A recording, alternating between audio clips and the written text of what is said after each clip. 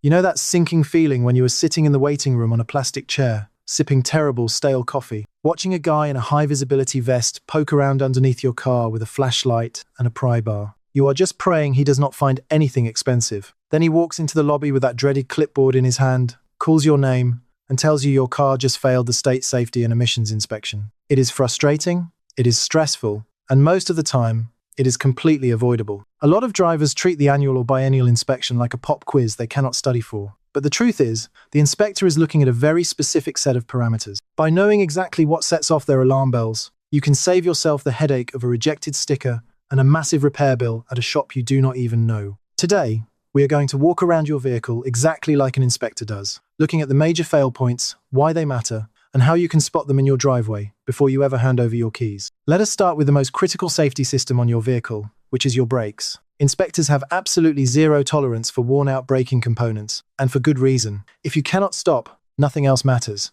When the car goes up on the lift, the inspector is going to look through the spokes of your wheels, and if they cannot see clearly, they will pull out a flashlight and an inspection mirror. They are looking at the thickness of the brake pads. The legal minimum in most states is around 2/32 of an inch, which is incredibly thin. If your pads are down to the metal backing plate, or if the inspector sees that the pad material is thinner than the metal plate holding it, you are failing immediately. But it is not just the pads. They are going to run their fingers along the brake rotors. If your rotors have deep grooves that look like a vintage vinyl record, or if there is heavy scaling rust on the swept area of the disc, that is a massive red flag. They will also inspect the rubber brake hoses for dry rot and cracking, and follow the hard steel brake lines running under the car to check for severe corrosion. A rusty brake line can burst under panic braking, leaving you with a pedal that goes straight to the floor. If you want to check this yourself, look through your wheel. If your pad looks thinner than a nickel, it is time for a brake job. And if you feel a pulsation in the steering wheel or the brake pedal when you slow down from highway speeds, your rotors are warped, and the inspection machine will catch that imbalance when they put your car on the brake dynamometer. Before getting into the one electronic nightmare that fails more cars than almost anything else,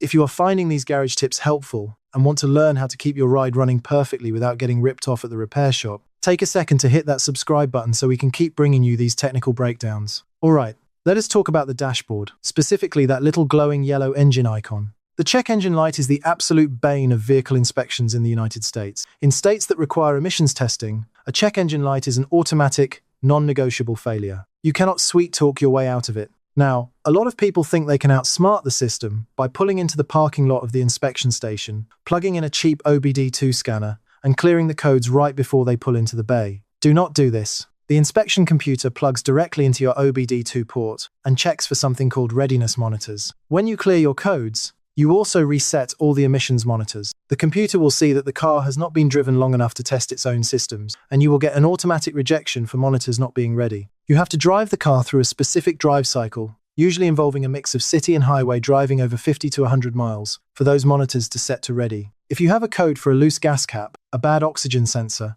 an evap system leak, or a failing catalytic converter, you need to actually diagnose and fix the root cause, clear the code, and drive the car until the readiness monitors are complete before you go in for your sticker. Next up on the inspector's hit list is your tires. Your tires are the only 4 points of contact your heavy machine has with the road, and inspectors scrutinize them heavily. The legal absolute minimum tread depth is 2/32 of an inch. A simple way to check this at home is the classic penny test. Take a Lincoln penny and insert it upside down into the lowest tread groove you can find. If you can see the top of Lincoln's head, your tires are dangerously bald, and you will fail. Honestly, for safe driving in rain or snow, you really want at least 4/32 or 5/32 of an inch anyway. But tread depth is just the beginning. The inspector is going to look at the overall health of the rubber. They will check the sidewalls for bubbles, bulges, or deep gouges that expose the inner nylon or steel cords. A bulge in the sidewall means the internal structure of the tire has failed, usually from hitting a pothole, and it is a blowout waiting to happen. They will also look for severe dry rot, which looks like tiny spiderweb cracks all over the sidewall and between the tread blocks. Finally,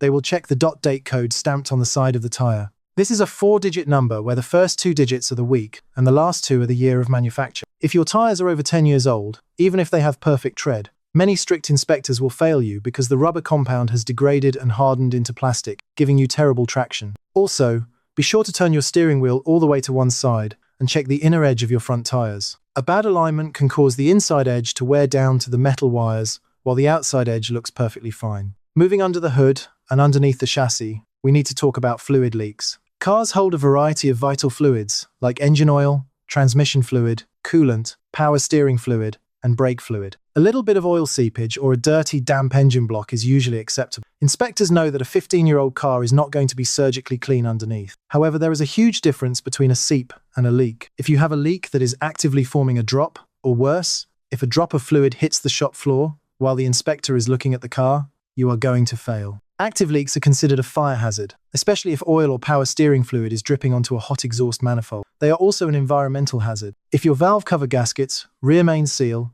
or oil pan gasket are sweating heavily, do yourself a favor before the inspection. Get a can of brake parts cleaner and a rag. Safely crawl under there and clean off the heavy oil residue from the bottom of the engine and transmission. This way, the inspector sees a clean surface rather than a terrifying greasy mess. Just remember that cleaning it only gets you through the test. You still need to fix the actual leak so you do not run your engine dry and destroy the bearings. We're about to talk about the absolute worst thing an inspector can find under your car, the one thing that sends more cars to the scrapyard than blown engines. But before we look at that structural nightmare, if you are enjoying this breakdown, make sure to subscribe to the channel. It costs you nothing and helps us build the best garage community on the internet. The silent killer of cars, especially if you live in the Northeast or Midwest where the roads are heavily salted in the winter, is rust. Now there is surface rust, and then there is structural rot. Surface rust on heavy cast iron suspension components or a little bit of brown discoloration on the floor pans is totally normal and will just be noted as a minor cosmetic issue. But if the metal has completely rusted through to the point where there are actual holes,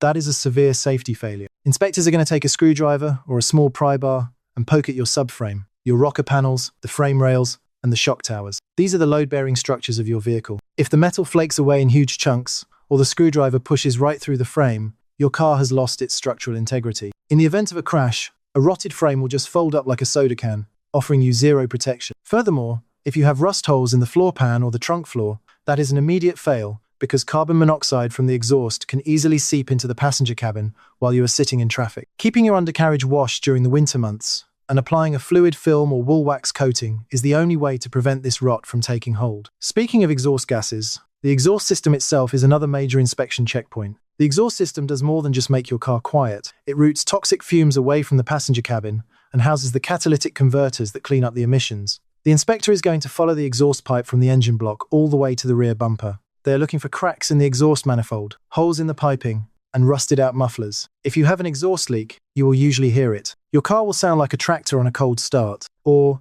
you might hear a ticking noise under acceleration that sounds almost like a sewing machine. You can also look for black soot marks around the pipe joints, which indicates exhaust gas is escaping. They will also grab the exhaust pipe and give it a firm shake. If the rubber exhaust hangers are broken or missing, the exhaust will bang against the bottom of the car or drag on the ground, which is an automatic fail. Finally, let us talk about the steering and suspension system. You might not notice your suspension slowly degrading over the years, but the inspector will find it in seconds. When the car is jacked up, they will grab the front wheels at the 12 o'clock and 6 o'clock positions and rock them back and forth. If there is clunking or play, your wheel bearings are shot. Then they will grab the wheel at the 9 o'clock and 3 o'clock positions and do the same thing. Play in this direction means your inner or outer tie rods are worn out. They will also inspect the ball joints and the rubber boots covering your constant velocity axle. If a ball joint fails while you are driving at highway speeds, your wheel can literally detach from the steering knuckle, causing a catastrophic accident. This is why inspectors are absolutely ruthless when it comes to steering play. If your car wanders on the highway, if the steering wheel feels sloppy, or if you hear a loud clunk every time you hit a speed bump or pull into a driveway, you need to get under there and check your suspension bushings and joints